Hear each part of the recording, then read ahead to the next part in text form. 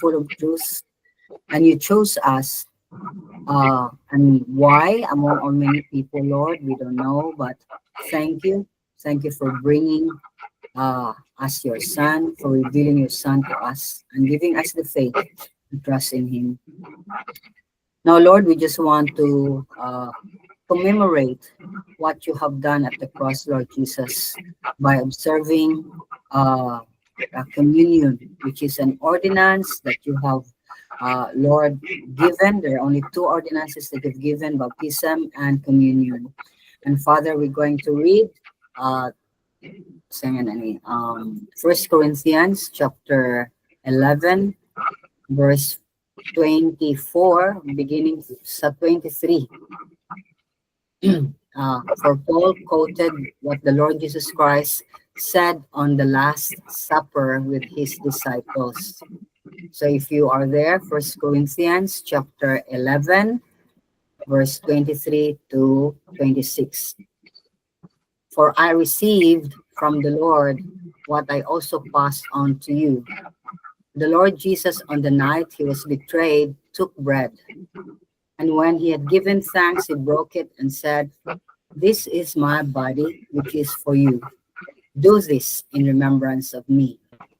In the same way, after supper, he took the cup, saying, "This cup is the new covenant in my blood.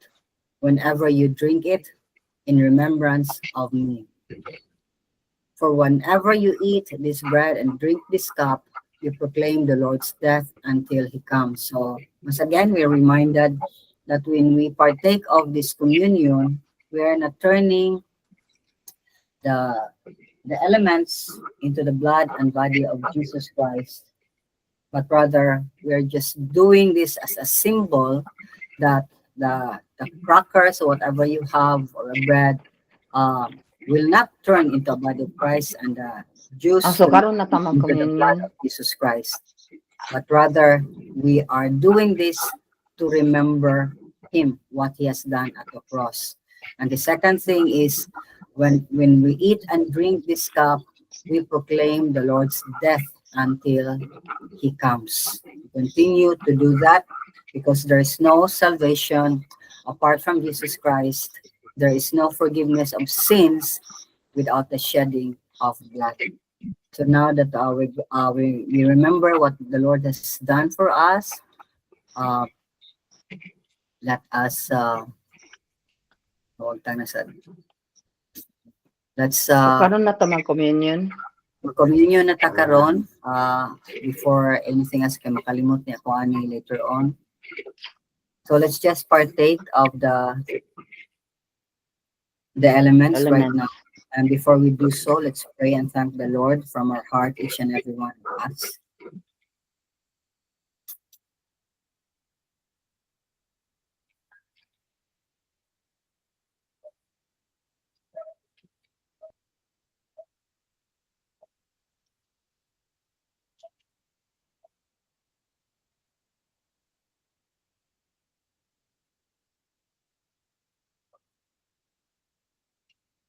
Let's partake of the elements.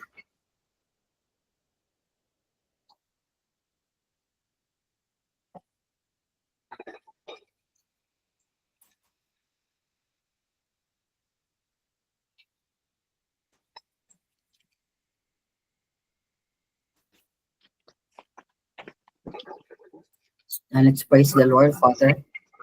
Once again, we want to tell you how much gratitude we have. We're so grateful for the things you have done for us, far beyond our imagination and understanding even. And Lord, please cleanse us, purify us, that even as we go into your word, we'll be able, Lord, to understand and live out uh, your word, oh God, in our hearts. That Father, mag-glorify to ka, Lord, in every way among kinabuhi. Salamat kay Ginoo. In Jesus' name we pray. Amen.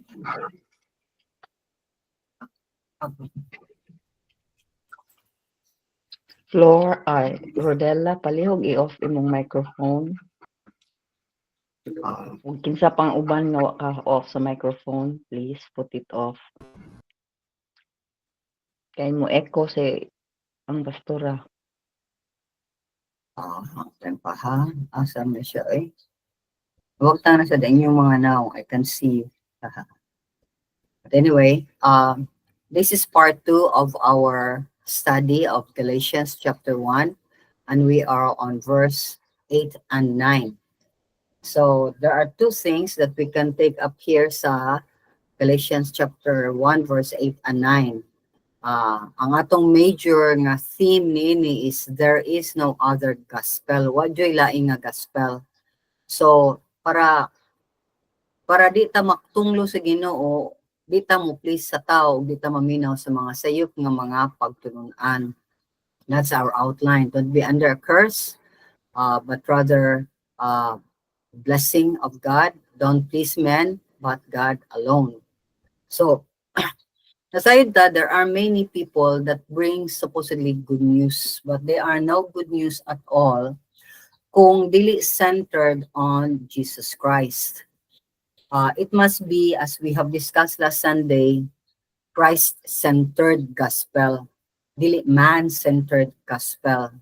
Kung ang sermon will focus more on a person or people, it's not a gospel, because every time we bring out the word of God, there's no way that the gospel will not be presented.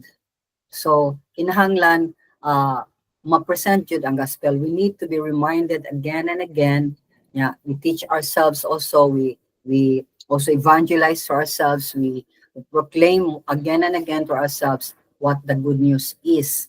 And again, as a review, the good news is, kung atong i-take Romans 8:1, there's no condemnation for those in Christ Jesus. So there's no condemnation kung mo believe ta ni Jesus Christ, kung mo trust ta ni Jesus Christ, kung ato gyud siya hangupon ug ang iyarang pamaagi ang atong saligan. Because there's no other God who came down from heaven to earth, paid for our sins, died on the cross, and rose from the grave after 3 days and went back to heaven. That is only Jesus Christ. Okay? So that's the good news or the gospel. Now, since there is no other gospel, let us not listen to it para di ta matunglo sa Ginoo. That's our point. Verse 8, it says there, let God's curse fall on anyone, including us, or even an angel from heaven who preaches a different kind of good news than the one we preach to you. I say again what we have said before.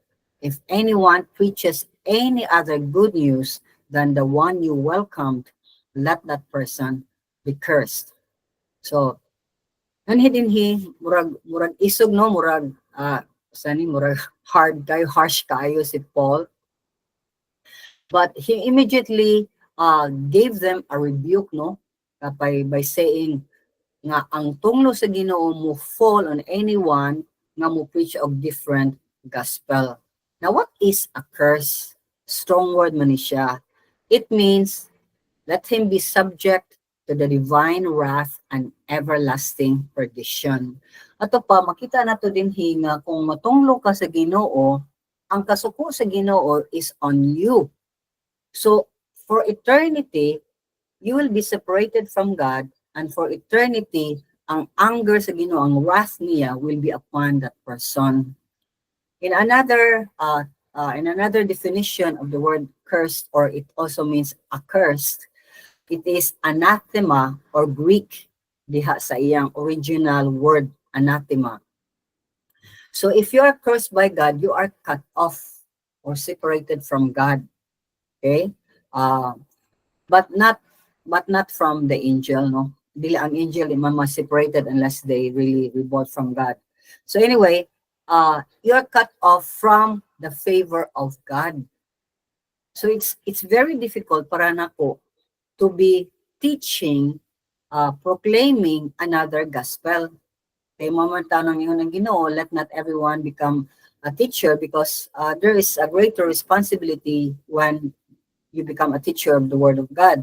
That's why kung mahimo kang teacher of the Word of God, or a proclaimer or preacher of the Word of God, then you must receive the call of God.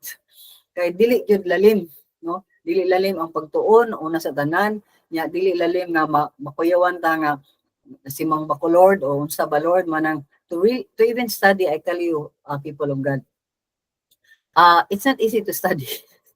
Dili siya pareha sa mga other textbook ba na you can just read on your own. Kundi read and pray, read and pray. Yeah, continue to be in listening state to receive the message of God for the certain text nga iyang ipa come out, no, sa iyang kaninga verses o kanang sa atong mga previous na to nga lesson. So mo na nga it's very scary. Now, kaning word nga curse refers also to things devoted to destruction. Yung makita ni nato ni siya kaning word nga devoted to destruction pirmi diha sa Old Testament. Now, kay ang gospel biya dili man gud na siya ma-change.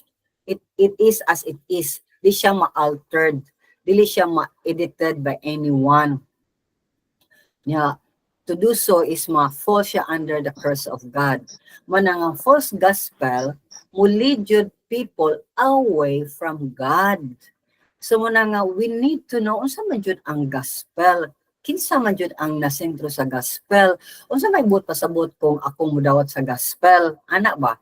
So, muna nga false gospel nga edited or changed even slightly, kung himo ko ni ana niya akong dungagan og gamay o kuan og gamay, as we have said before, or as I mentioned before, kay it's out in the open sa internet nga like John MacArthur quoted nga it's not the blood of Jesus but ang iyang sacrifice. Na deviation naman na siya sa gospel, delikado naman na siya. Okay, so ang tanan din gihimo sa Ginoo sa Old Testament din, ang tanang ang mga Israelites mo kill jud sila animals, you offer jud nila pirmi na to sa altar niya. The priest will be the one nga butcher ana niya, may mo bisik ana nga sa altar. Unsa dayto siya ana bitaw nga ang blood man jud gi-emphasize sa Old Testament nga mausad sa New Testament. So wala nga ang person called by God kinahanglan sincere siya ug i-present niya as it is. Okay, especially kung gitawag siya as pastor teacher. Makita na to sa Galatians chapter 4 verse 11 that God is the one who calls people to become pastor teachers. Now, karon ba daghan kaayong ganahan ka sila magpastor. Daghan ganang mapastor para nila kay ni enroll sila og Bible school nya karon kadaghanan sa mga kasimbahanan nga Bible-based nga kunuhay nga simbahan, they always build say nani kanang Bible school. Yeah, they have a wrong notion nga because I graduated from a Bible school, then automatic ko mahimong pastor.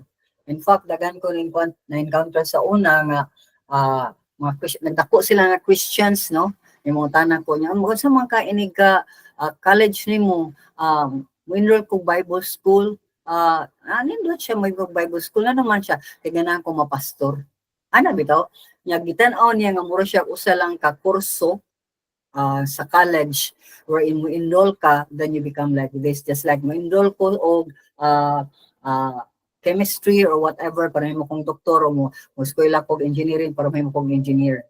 But it's not that in the education of God. Because God is the one who calls people to become pastor teacher. But on the other side, kitang tanang believers are called by God to be teachers. Kaya nga naman, in Matthew 28 verse 19 to 20, ang sa Ginoo, go, o yun siya, all authority in heaven and on earth are mine, is given to me.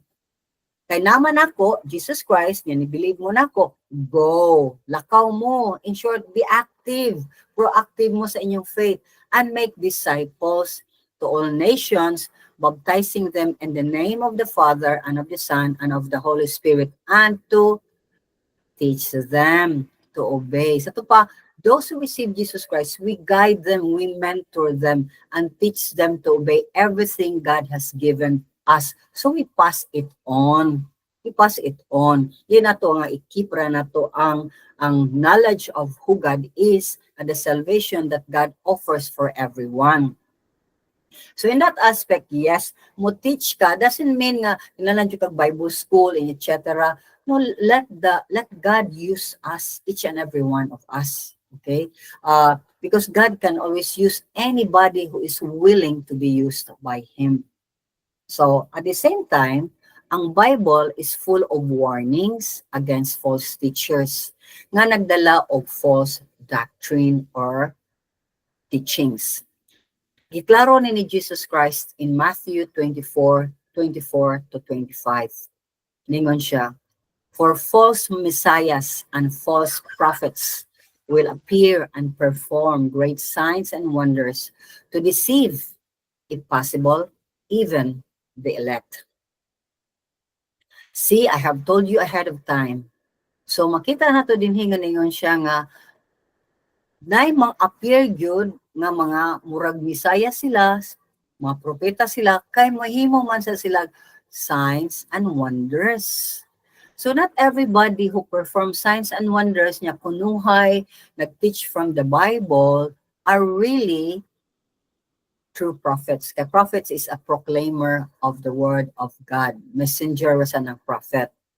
So mo na nga, careful ta. That's why kanang bitang mga miracles, and then people will go there because of miracles, nga wala gani gi-preach ang gospel. You should be careful on that. Kay dili man na tinuod na Dios ang gi-present. And in fact, there is no declaration of who God is or who Jesus Christ is. Yes, they will use the word God, but generic. They will never mention the word Jesus. And if ever ma-mention sila sa word of Jesus, it is just to present a false Jesus. Kay ang mga tanan nga gi-attach nila about ana nga Jesus is not the real Jesus that we know of sa Bible. Madang, again, we have a great responsibility to really read again and again and again the word of God from Genesis to Revelation. Fill our minds and our hearts with the word of God, because it gives us life and keeps us from false prophet. Now, kumunta na ta, how are we to know false teachers with their false gospel? I just pick out some things here that para nako are very important nga mga major kani sila nga mga teachings nga kung mo deny sila ni ana kakuan ka oy false gospel ni or false teachers ni. Number one, i-deny nila ang incarnation. Sa maning incarnation, that God is Jesus, that Jesus Christ is God incarnate. Meaning, yan siya as fully human, but at the same time, fully God. Wa na wagtang ang iyang pagkaginoo when He became a man. Okay? It's just as a man, He did not use His power except for certain cases where He is led by the Holy Spirit to do so. Okay? Manang sa John, 1 John chapter 4 verse 1 to 6, John, 1 John chapter 4 verse 1 to 6, ningon din si John the Apostle, dear friends, do not believe every spirit, but test the spirits to see whether they are from God, because many false prophets have gone out into the world. So how are we going to test the spirit? Verse 2. This is how you can recognize the Spirit of God. Every spirit that acknowledges that Jesus Christ has come in the flesh is from God. But every spirit that does not acknowledge Jesus is not from God. This is the spirit of the Antichrist, which you have heard is coming and even now is already in the world. So, how do we know? How do we test the spirit? If they will not preach that Jesus Christ became a human being and is from God and is still God, wrong na, false doctrine na. And most of all, if they teach that Jesus is not from God, so worse na yun na siya, because ingon yun sila, di mo na Ginoo si Jesus Christ, He's just a prophet. And as I've told you, if you look at all religions, There are those who bear the name Jesus. Okay, sa ilang name itself. But dili si Jesus ang sikat, dili si Jesus ang gi-teach, dili si Jesus ang gi-worship, dili si Jesus ang gi-serban, ang pastor. Okay? So mo na atong makita din ha gani kang kibuloy, no? He started well but nasimang na siya.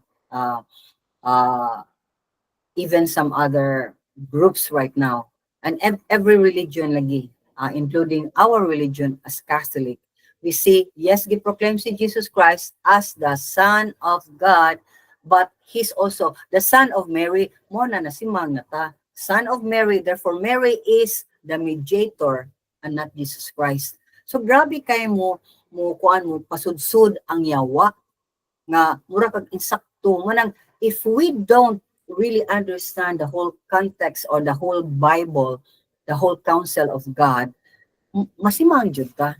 Masimang jud ta. So, most of all, if they say nga Jesus is not God because si Allah ang God, si Muhammad ko ano ang God, si Buddha ang God, si whatever sa panangan name is God, then altogether wrong yun na sila. So, ang spirit nila is the antichrist. They are against Christ. Yeah. 2,000 years ago, they were there already.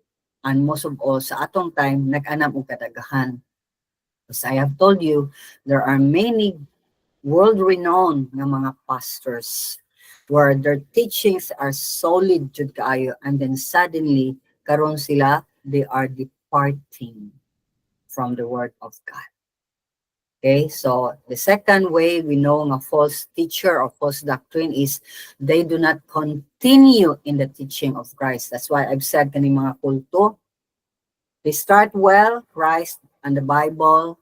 Okay, we believe in Christ and the Bible, and then suddenly, di na sila mo continue sa Bible. Di na sila mo continue about Jesus Christ. Mana sa 2 John chapter 1 verse 9, it says, anyone who runs ahead and does not continue in the teaching of Christ does not have God. Whoever continues in the teaching has both the Father and the Son. Because the Father and the Son cannot be separated.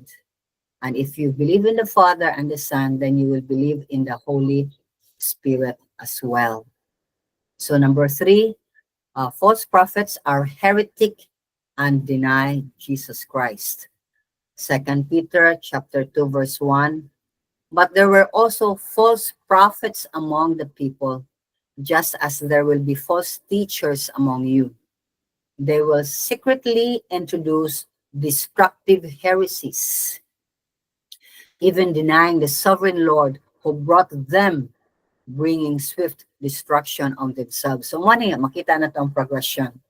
Ningon si Peter, among you, sa inyong grupo, sa mga kunuhay, mga born again, mga believers or Bible-believing people, na yung mga false teachers din ha. How are they going to teach secretly? Mo-introduce sila destructive heresies. Ito pa, ilang punan, ilang kuwaan ang pulong sa Ginoo, and they will interpret it the wrong way. That's why that's why I don't like to read the Bible because there are many interpretations. Oops, there's only one interpretation. Just read the Bible, you will know kung kaniyang gisulti ni Jesus Christ na ba ni siya ilaing meaning kay iya sa nang gisulti o ang iyang gisulti maudyo na siya.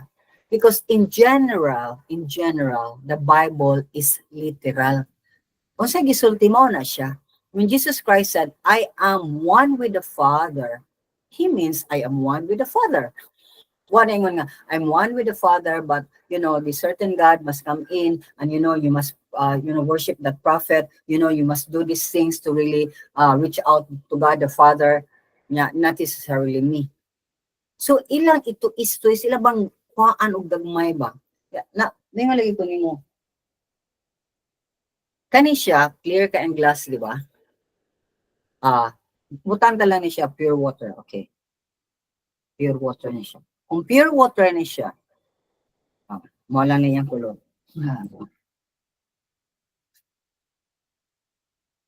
Kaya ko mo ni pineapple juice, o apple juice akong ginom.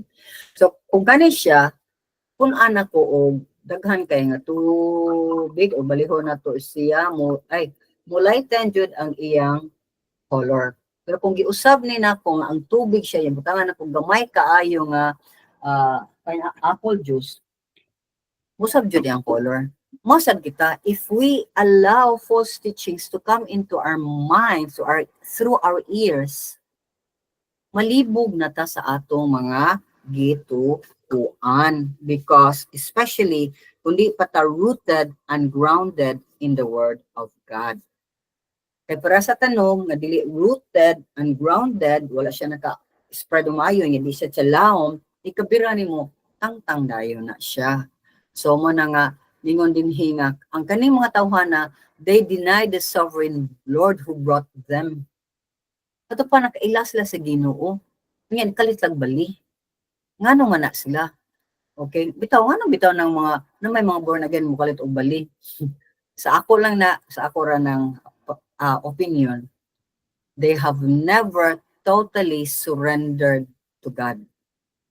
And they think they are born again because they are constantly in a group of people, nga nag-serve sila, nagbuhat sila ani, but what do sila personal encounter sa Ginoo. O ito ganina kay pag-teach ni Maribel ang about sa Samaritan woman. Ang Samaritan woman, kibaw siya, dirty siya nga babae, kaya naglalay siya bana. Okay? Unya, pagsulti ni sa Ginoo nga mauna siya, etc. nga, asa man yung bana siya, ay, wa mo ko'y bana, yung Ginoo, sakto bitaw ka, wa ba dyan kay bana, kanang daghang kag bana niya, kanang kaliman mo di pa dyan yung bana. So, na-convicted siya because nagi siya encounter sa Ginoo, nga nibiya siya ni Jesus Christ, ginidagan siya ngadto sa mga katawhan wherein di kay gani siya magkihabilo kay kibo siya nga gi-reject siya, chismis lang siya, nya murag tanaw nila hugaw kay siya nga babae, di sila kuy-kuyog nila. Pero he went to the town people and said, "Uy, ari mo diri, nalagi nakasulti kinsa jud ko, mao ba ni siya ang Misaya?" Okay, so nihatag siya og testimony sa iyang encounter sa Ginoong Jesus Christ because bisag nakibaw si Jesus Christ kinsa siya, wa siya ka-feel of condemnation. Sa kibaw siya nga kanang hugaw siya nga babae, instead gikon siya sa Ginoo, giagak siya, ang reveal gani ang Ginoo niya nga I am he. I am the Messiah that you are looking after or hoping to come. Nanako din he. So these people, mabito na importante kaayo nga mingon jud ko bisag unsa sige patagpaminaw o Bible. Sige tagpaminaw ani basa-basa ta, but wa gyud ta makigrelasyon, no relationship at all with Jesus Christ, or asking God, Lord, reveal yourself to me. I want to know you personally.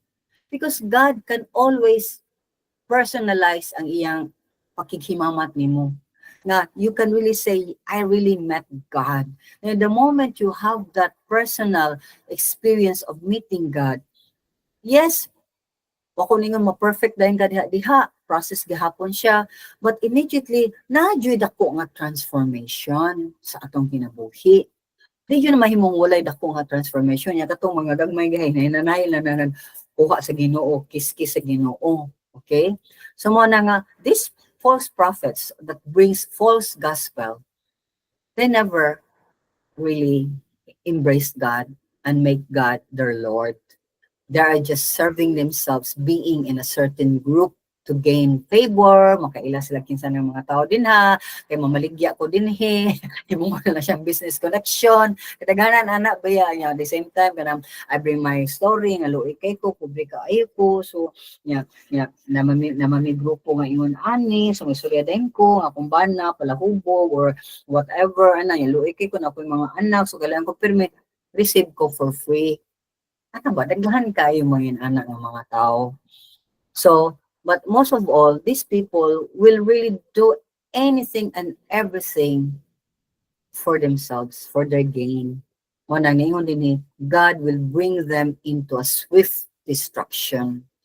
Or sila mismo ang nagdaog destruction sa ilang kaugalingon by turning away. And a great example ani si Judas. Wala, si Judas was really in the team of Jesus. for 3 to 4 years. Nya siya ang ni-end sa ministry ni Jesus. Siya ni-end kaya nga naman, iya magipadako. Iya magibaligya si Jesus Christ.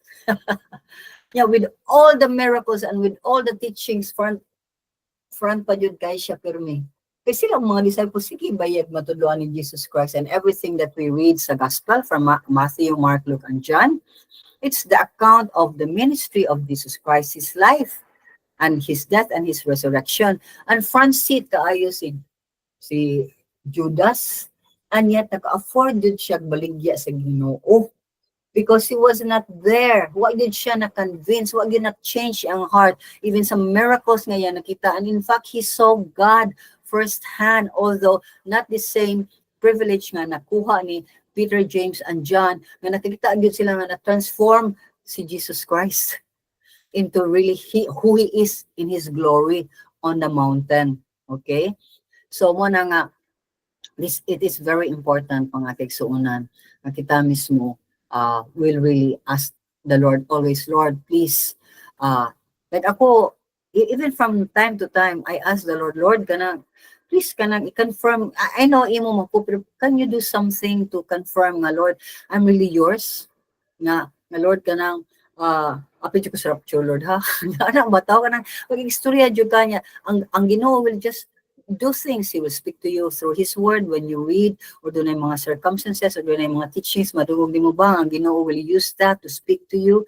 These are things because God is real. Personal lagi siya nga God. Di siya Ginoo nga murag, okay, you make an appointment, mag-appointment ka na ako before you come. No, we can barge into His presence and just tell the Lord, Lord, knock, knock, knock, knock. Can you again show me nga napakunin mo, nakanako, or murag wa mo ko kibador, nabadyo ka na ko, can you show me? Okay, these are things mga kaigsuunan. We need to be very honest before God. Honesty man good is always a good thing to ourselves and to God.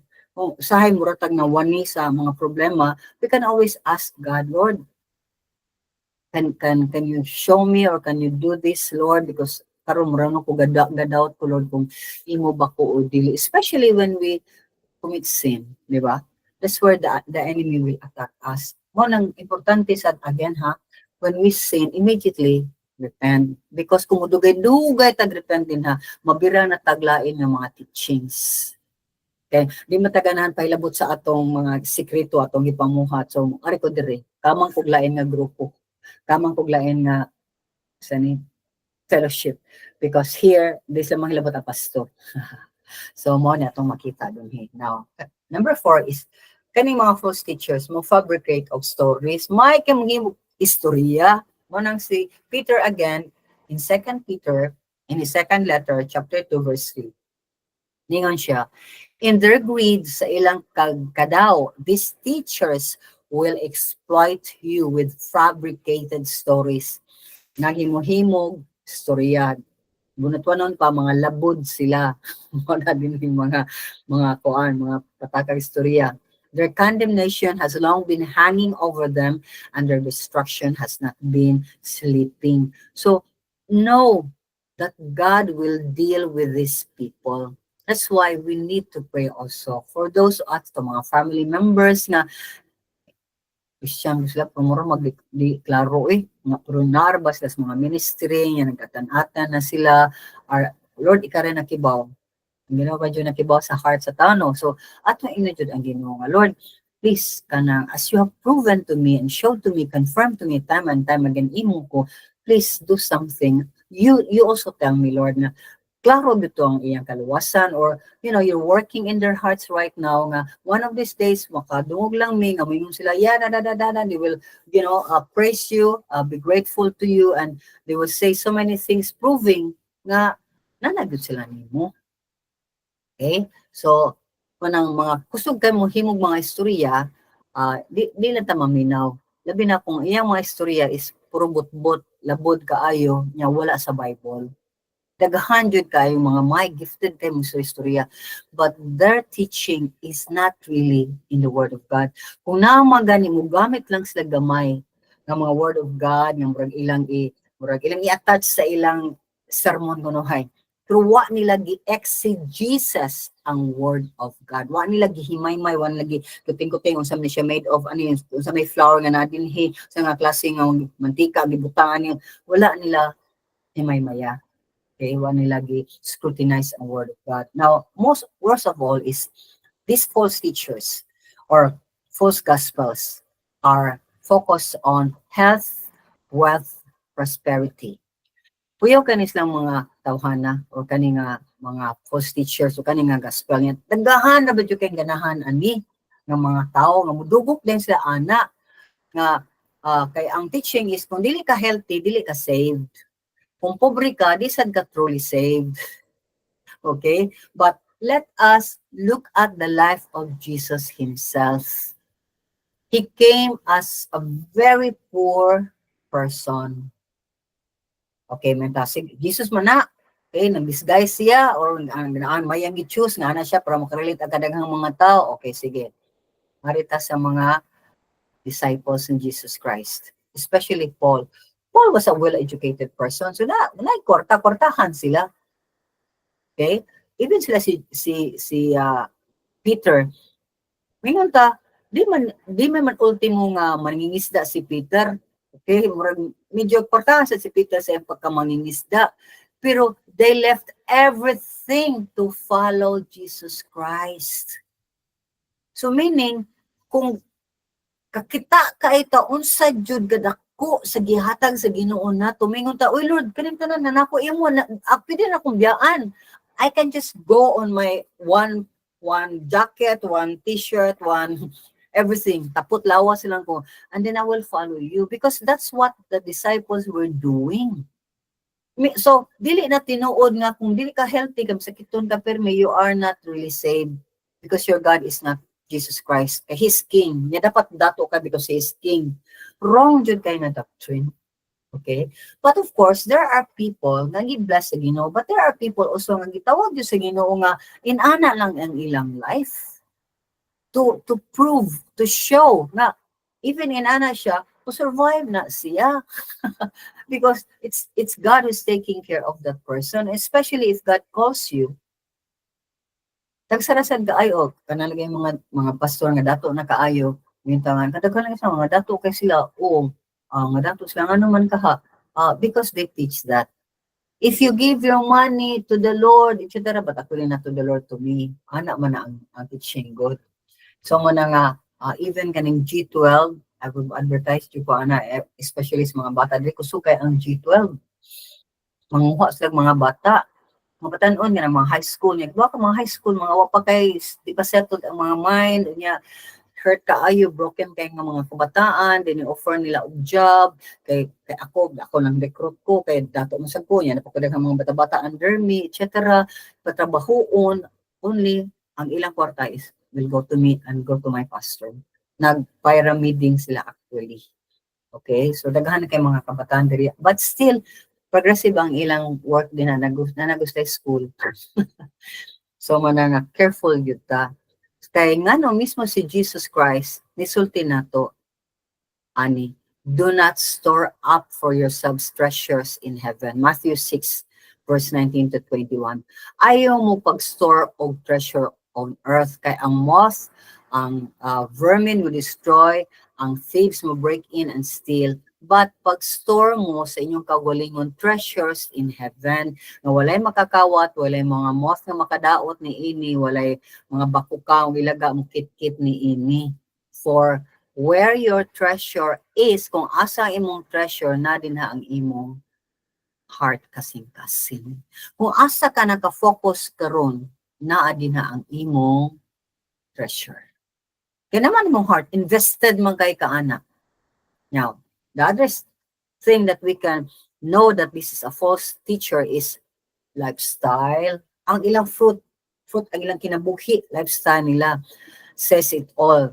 Matthew 7:15-20, again, Jesus Christ described them. Ngayon siya din sa verse 15. Watch out, pagbantay mo for false prophets. Kay monha sila ninyo in sheep's clothing, but inwardly they are ferocious wolves. Mga bangis sila nga mga lubo. By their fruit, how do we know? As they are lobo, they are wolves, because by their fruit, their lifestyle, you will recognize them. Nga gihatag siya example, illustration. Okay? Do people pick grapes from thorn bushes or figs from thistles? Likewise, every good tree bears good fruit, but a bad tree bears bad fruit. A good tree cannot bear bad fruit, and a bad tree cannot bear good fruit. Every tree that does not bear good fruit is cut down and thrown into the fire.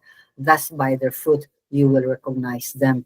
So, in short, manguha ka og grapes dias kasagbutan, manguha ka og figs sa dias ka murag mga maagan murag sagbot. In short, ang imong bunga nimo sa imong pagkatao, makita ba nila integrity?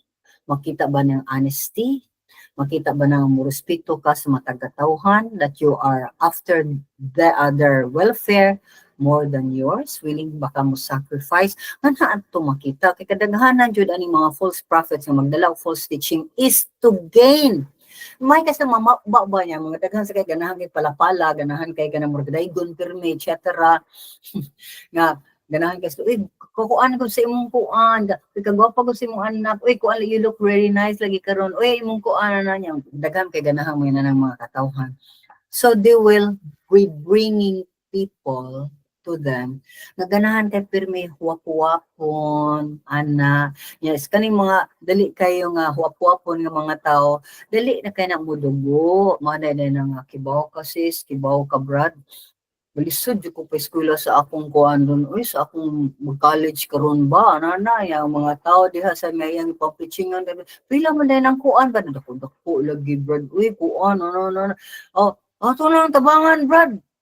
Ato na kuan nun, brad. Ana. Shoot na. So these are things mga kisuunan. Mana nga, careful ta of people who we think are nice, too nice.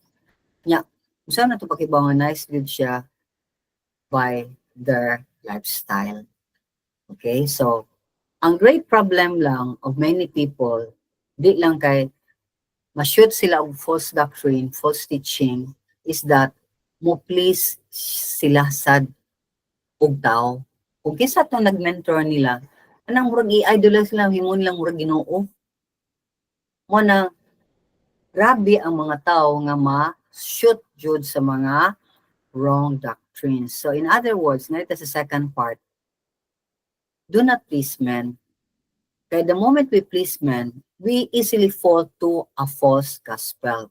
Ingon ni si Paul din sa verse 10.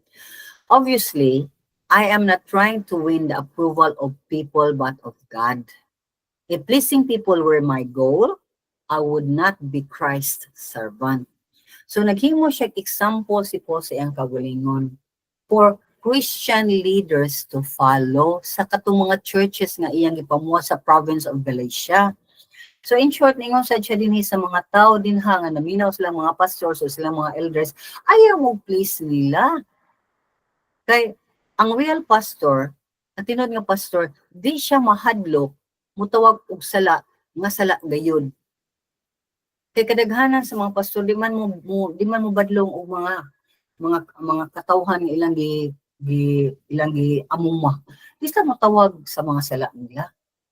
Mingon sila ay kuan lang gunagod kanang di man na siya addict, kuan lang na siya kanang nag-depression lang na siya, yung say mo take lang na siya og inana nga mga tambal nga mo nang say mo ran siya addict tan-awon, pero addict good.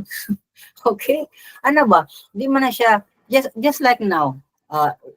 Karon daghan na kay mga changes, no? Sa una, ingno nila nga addiction is really a problem. Karon dili man. Kuan lang na siya kanang doon na lang siya problema sa huna-huna. Nya kana sa mo inom sige og sani kanang hard drinks ana inom nila sickness man na. It's not sickness, it is sin. Drug addiction is sin because ang tao nga mag-drugs o mag-inom mangmulis siya og bata, mang-rape, manghilabot. Okay? So mo na nga a pastor who has nothing to hide hides nothing. Mo nang makasulti siya diretsyo, ayaw pa dayon anak kay sala na. Ayaw pa dayon ani kay di na makaayon nimo, makaguba na sa imong family. And for you to call the sin or the wrongdoings sa ka tawo, it's not easy, even if you are a pastor. Samot na kung di ka pastor, ya mo, kay ilab ni mo ang tao, niya imo siyang sultihan nga, kibaw ka sayot, yan ang gibuhat ni mo, anong, sige kagtanaw, anong kuy-kuy, mga nang babayan nga, di mo na mo asawa. Ano, bito? So, mo na nga, pastors who refuse to lose a single, sayo na ni, attendee sa iyang church will never call out their mistake or their sins. Sanda lang yun na. Ano man, umawagtangan man, umuhatag, uporta, wagtangan mag-tithes and offerings, na para niya iyang kinabuhi na din ha. Mabitaw na a pastor should know that he is not dependent on what the people gives. Ilan ang problema, matag ba sila dili? Musuporta ba sila ni sa imong trabaho o dili? Ilan ang problema? Ang pastor nga tinurang nga pastor relies and trust on God. That's why makasulti siya sayop ni. Hindi sa siya mahadlok nga why mga mamalik na nga mga katauhan. Okay?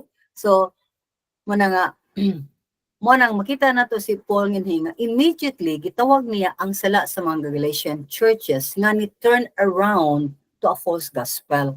Wa siya mahadlok what their response will be toward him. Kaya nasayad si Paul nga ang iyang accountability, ang paghatag niya buhusay is only to one, and that is to God. Kaya ginaw may nitawag niya. So, mo na ningon siya nga, obvious kaayo, klaro kaayo, nga wa jud ko nagsuway o kuha sa approval sa mga tao, kundi sa Ginoo. Kaya kung ang ila pang approval, ganahan kay kung di sila malain nako, di sila masakitan nako, di sila mamiya nako, ay di ko may mong servant ni Jesus Christ. That's why it's very important when we become a servant of Jesus Christ, we must constantly ask God, Lord, change me. Change me from inside out. Akong kasing-kasing, akong mga tingwa sa akong kasing-kasing. Kaya na sa tanan, kung atong kasing-kasing is not clean, makita na sa atong sinutihan, sa atong mga desisyon, sa atong mga gawi, sa mga moves na to. Ana, bitaw makita na siya sa atong mga naong lang facial expression. Makita na siya. So man nga kinahanglan mo reflect ang glory sa Ginoo sa atong kinabuhi. Dili ang atong daan nga kinaiya. Because we are called by God to be like Him. God was a very God gani siya. He can just he can do that, but he never mo confront magay siya sala, dili niya i-put down ang tao, iyang i-call ang sala. But even then makita nato nga the people, most of the people, especially the religious leaders, were against him because he was always calling on their wrong interpretation of the Bible and how they live. May kaslang sultigin ani, pero ilang binuhatan ningon ani. Yung ginawa mo magtarong, oy, di man na mao suko kay sila. Okay? Mo na nga to be a servant of God, ang tao jud no mapaubsan nun, mausab jud ang iyang mga pamaagi, iyang sinultihan, ang iyang priorities, kana jud priorities sa life. Dili jud na maguna ang will it sa may ako ani, will it make me better, richer, more respectable, will I become more etc. No. It's always nga okay if these people will, masyang mo improve ako ang dili, okay ra ko. Basta naka-help ko niya. Ana lang. Di na to dakuon kayong issue kung kinsa ang nakabenepisyo. Kung dili willing yun ta nga to be nobodies. In other words, a true servant of God never pleases man but God alone. That is why a servant of Jesus does not compromise. Di yun yung magkompromiso. Lisod ko, ayo di kompromiso. Ako maguning anak, ako maguning bana, ako maguning asawa, ako mangguning boss. No, oy. Di kita mo kompromiso, eh. Kaya, yung said kayo, kung dili ko musugot mo, tangtangan kong trabaho, is your God not the owner of everything? Kung matangtang ka niini, kaya naipabot imong boss niya, di ka ganahan, most likely matangtang ka o ma-out sa iyong favor, will not God do something about it? Kung i-retain ka na nga job? Or kung musulti ka against sa imong family or musulti ka mo call out ka sa ilang mistake nya mahimo kang outcast sa imong family, will you love your family more than God? When God is telling you, tell your family. Ako gadagan jud kay ko ana, mga families pag yun nga ipa-call jud ang attention ani ana last time na yun Lord buhat ko lisod kaayo. It's always lisod because we know nga people when they're confronted by their wrongdoings, masuko i-cut off ka o nakailabot o di nakatagdon ana ba.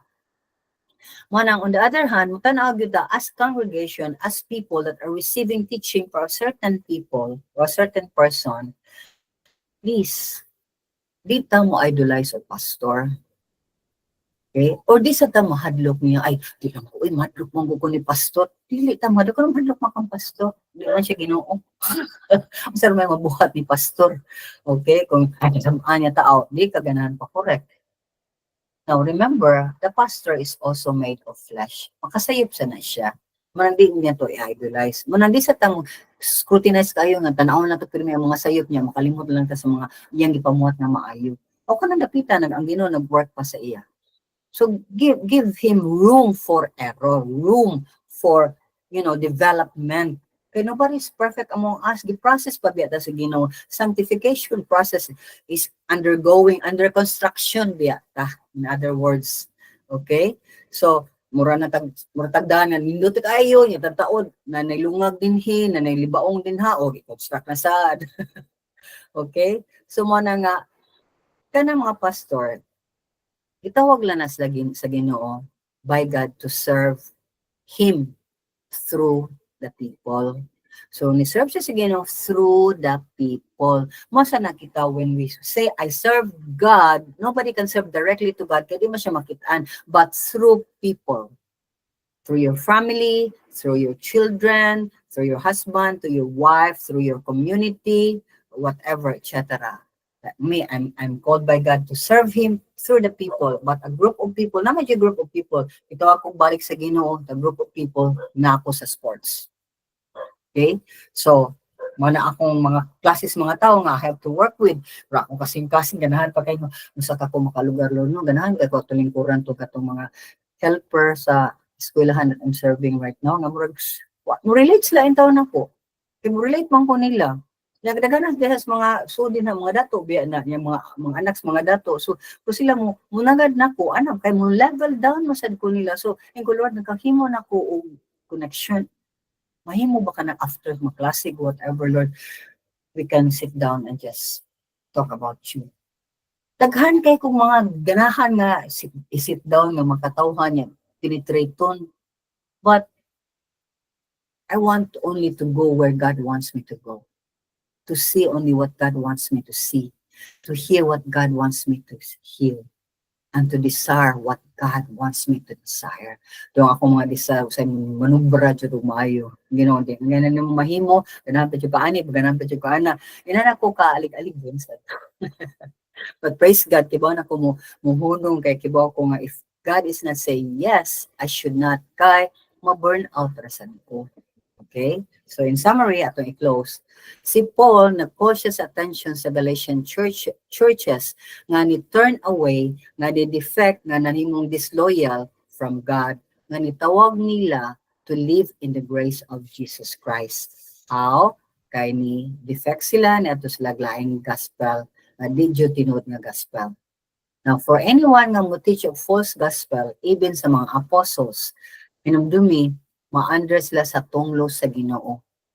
Kay they are deliberately, intentionally ilang gibira ang tao na himos lang kamot sa yawa nga biraon nila ang tao nga magkuyog lang ato sa imperno. Because what God wants is for everyone to go back to Him through Jesus Christ. Kaya ang tanan nga muduol ngadto sa amahan pinaagi ni Jesus Christ will receive favor upon favor upon favor, grace upon grace, mercy upon grace sa Ginoo. Yes, di man tingay ang tanan nga gusto nato mahitabo na dinhi sa kalibutan, but definitely you will have great and beautiful things that we're going to receive and see in heaven. So that is our hope in Christ, that soon and very soon, We are going to see the King. Soon and very soon, we are going to see the King. Soon and very soon, we are going to see the King. Alleluia, alleluia, we're going to see the King. That is a song that we must sing. Soon, Lord, kaning mga bagyo karon, kaning mga kalisdanan karon mo pass away ra ni, but my hope is in your Son, Jesus Christ, who will bring me and usher me back into your kingdom. So, ato i-apply. Mo check ta. Self-check ta na din ha sa kuan. Na diya sa virtual na to nga chat group. Number 1, do you believe that Jesus is God incarnate, meaning fully God and fully man? Wa ba ka magduda na? No doubts about that. Do you believe Jesus alone saves and not your good works, not your religion, not anything else? That he is the only way back to the Father? Do you believe he has no beginning and no end, that he is one with the Father? Do you believe in the Trinity? Do you believe he will come again? So, dagahan pa mga possible nga sound doctrines, but mao lang sa ni, o mao lang sa ni atong take upon. So, if your answer is yes, praise God. Kung no man gani to one or more nga questions, I'm inviting you to ask questions after ani, nya mag-talk ta. Kung mauwaw ka, if you're hesitant, let's talk one-in-one. I would love to help you in every way I can as God enables me to make you understand the basic foundation sa atong pagtuo. Okay? Because God loves you. He loves me. He loves everyone. Kaso lang, only a few love to know Him and love enough to serve Him and worship Him. Let us pray. Father, Lord, you have focused on us not to turn to another gospel and even expanded about false doctrines that false teachers may teach. Himuain taon Ginoo nga ma-retain ni sa mga naong nagkasing-kasing o nga Lord, kung doon na may doubt sa pagduha-duha, bring us back to your word. And if there's anybody who's in doubt right now for those questions and you want to use me, Father God, I beg you for your spirit, Lord, to be the one to answer. Just use me. I'm just your mouthpiece. Lord, save each and every one of us here. Let there be a sure foundation sa among faith. Ipound o Ginoo, and let every family represented here come to the full knowledge of your Son as well. Maigsuon man, mga pagumangkon man, mig-agaw man, na classmates man, o Ginoo, close friends man, o Ginoo, ka-workmate man, o Ginoo.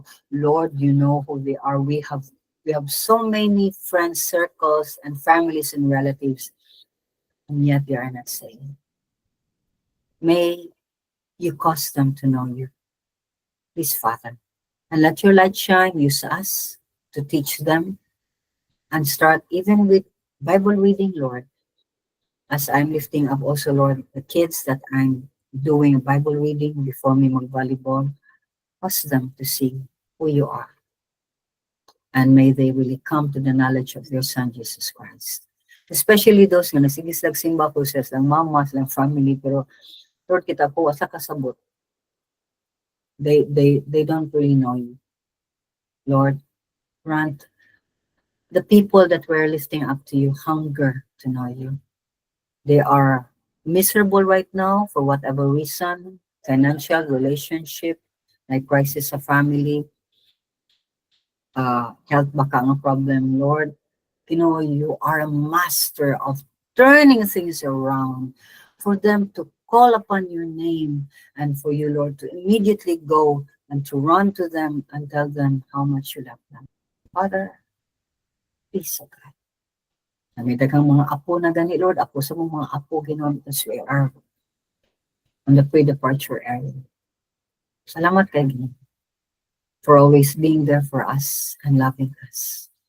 I lift up each and every one that are in this group right now, and even those who are not here, Lord, that you may, Lord, be with them this week. Speak to them tenderly, embrace them, hold them, whatever pain they are in, mind, body, soul, spirit, just Lord, release them from that. In the mighty name of your Son, Jesus Christ, we pray. For to you alone is the glory, honor, and praises, Father God, in Jesus' name. Amen and amen. So, may question? Tempa, asa naman eh? Apps. Saan na nag-isa ni siya eh? Wako kibag, asa ko pa To doon. the application questions, I answered yes to everything. Okay. Sa tanawa lang ang chat group din niya. Di lang na to agtag-tag saon. Kung yun na mo yung mga questions. You don't have to answer. There are five questions. I answered Di yes. lang na to sa patubagon dahil. Ako lang kung yun na mo yung mga Wala questions. man ko niingon. Ako niinsulti lang ko sa kuha. Oo.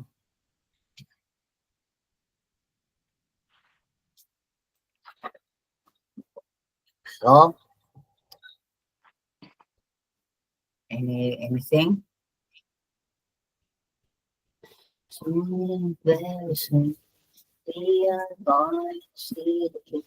I like your house, Eileen. So, I like your house. Wow, so nice. That's not the new house yet. Lagi. It's not just the background, lagi. I don't know how to do that. His background is too many things. Okay. Sige, I'm just kissing Eileen. She's leaving next Monday. She's leaving for Malaysia next Monday.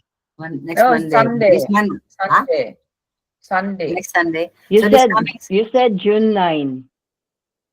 June 9 is Monday. No, June 9, I arrived. June 8, we travel. Okay. So you will not be, you'll be there for 1 month?